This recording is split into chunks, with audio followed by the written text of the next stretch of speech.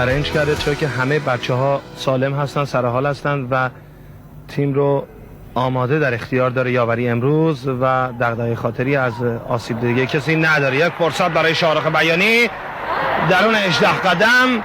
این یکی از بازی‌های فراموش شده تاریخ تیم ملیه.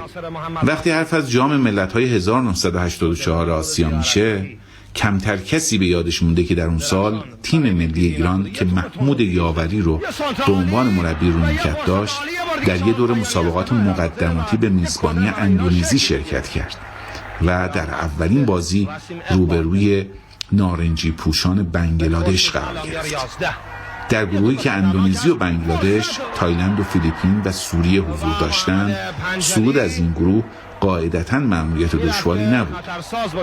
اما بعد از یکی دو حمله‌ای که شاهرخ بیانی و مهدی دینورزاده پایه‌ریزی کردند، چیزی نمونده بود که دفع توپ خطرناک پنجری یه شگفتی نصف نیمه رقم بزنه. توپ به حاجیلو در جناح راست میرسه. بعد از اینکه در نیمه اول دو تیم بدون گل به رختکن رفتن و اتفاقاً شروع نیمه دوم هم به جز ضربه سر حمید علی دوستی که به تیر خورد، موقعیت خطرناکی برای ما به همراه نداشت. خوب رو سانتر میکنه و به تیر دروازه برخورد میکنه. فرصت عالی بود که حمید علی دوستی توپش به تیر دروازه برخورد میکنه.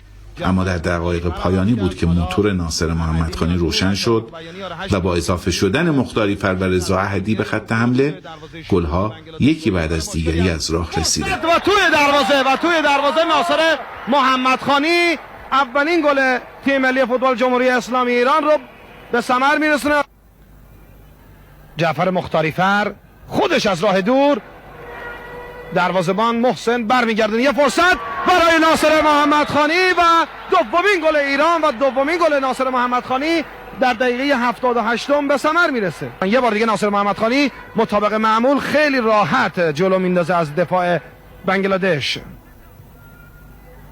برای ضیا عربشاهی، رضا احدی در حال رفتن. یه بار دیگه حالا جعفر مختاری فر، حالا احدی برای ناصر محمدخانی. همه چیز آماده است برای گل سوم ایران و همچنین هم میشه. دقیقه 81 ایران 3 بنگلادش 0.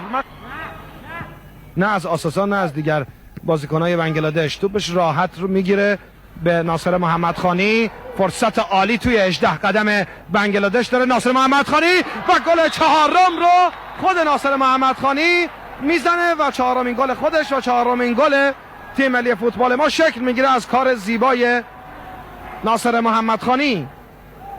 تنها به وقت قانونی 8 ثانیه به پایان کار داریم که حساب ایران 4-0 میشه.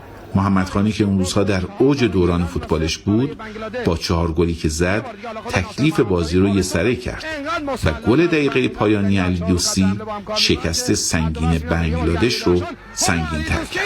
و پنجمین گل تیم ملی فوتبال ما در شرایطی که شاید 30 ثانیه از گل چهارم نگذشته بود به ثمر میرسه. حالا ایران میشه 5 بنگلادش 0.